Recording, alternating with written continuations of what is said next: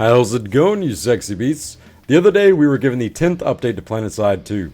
This patch is not even remotely as large as the game update before it, and hopefully the game update after it will be much more satisfying. There's not a lot to cover in terms of actual gameplay changes, but there are a few luxury bug fixes and changes that are sure to be welcome additions to any player. If you want to read along the patch notes with me, I'll be linking the thread posted by Luperza in the description below. This video won't cover every single aspect of the patch, but will cover the largest aspects of it, or parts that seem the most interesting. First and foremost, as people have been requesting it, we've been given some new alerts types. Previously, it was just a game of supremacy across one particular continent for 2 hours. That's fun and everything, but became rather stale when every single alert was just the same thing over and over again. Within the patch, we're given quite a few new alerts to spice up the fight life. As opposed to just capturing the most ground, it's about capturing the large facilities. Each continent can spring a certain alert requiring players to capture all of one particular facility, such as biolabs, all tech plants, or all amp stations on a particular continent. The only exception is Esamir, where there's only one tech plant, so there's no alert for capturing that. These facility alerts can also occur globally, where your team will need to capture the most or all biolabs at tech plants or amp stations. If one team reaches the goal of capturing all of the required facilities before the timer is complete, the team will instantly win the alert.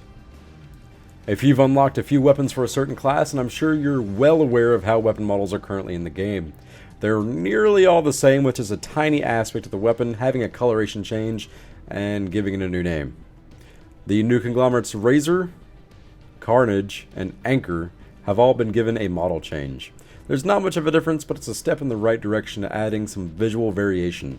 The Terran Republic's T5 AMC, the TAR, and MSWR, T16 Rhino, T32 Bull have all been changed.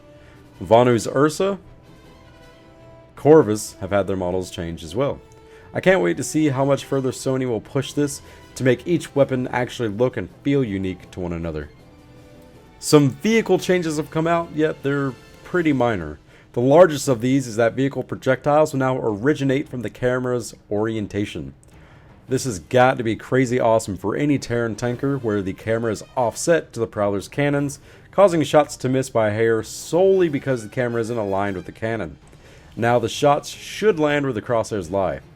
Deploy radius of AMS sunders have been reduced by 20 meters, making it easier to sunder stack up around facilities. If you jump at an awkward angle in a flash or harasser, you can now slightly roll while airborne just by steering left or right. Our user interface has gotten a few additions, namely some more customization and helpful information. If you've played in a large platoon, I'm sure you've noticed how squads are all separate colors.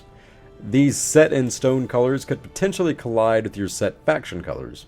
Now you can change the colors of each squad while in a platoon via a drop-down menu in the platoon management screen. There's some new indicators on screen that show which areas are connected to the facility you're currently standing. The indicators display the outpost or facility's icon and faction color when on screen. When they're centered, the icons will display distance, capture time, and the name of the outpost or facility. Pretty awesome all around, and this will surely help players answer the question, where to now, after capturing an outpost. Another thing to note is the fact that enemies' health bars will no longer display on hostiles at lengths greater than 10 meters. The facilities themselves haven't been changed much, but the way SCU generators go down have been slightly altered. Instead of the shields dropping around the SCU when the facility reaches 75% captured, it's now 50% captured. Meaning once the facility's capture bar has fully depleted for the defenders, the shields will drop. Also, biolabs have once again been given the SCU shield generators instead of working on the aforementioned SCU shield functionality.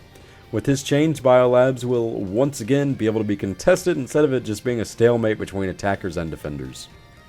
There you have it, you sexy beasts. There's not a lot in this patch, but these are the changes that are most notable in this game update, and hopefully we can see some more awesomeness in game update number 11. What are your favorite changes in the patch? Let me know in the comment section below. My favorite by far has got to be the added uniqueness to the weapons we all know and love. Can't wait to see some more variation. Hopefully you guys found this video helpful. If you did, please give it a big ass thumbs up. If you didn't, thumbs it down and let me know what I can improve on. Want to see more videos like this? Go ahead and subscribe. It's free.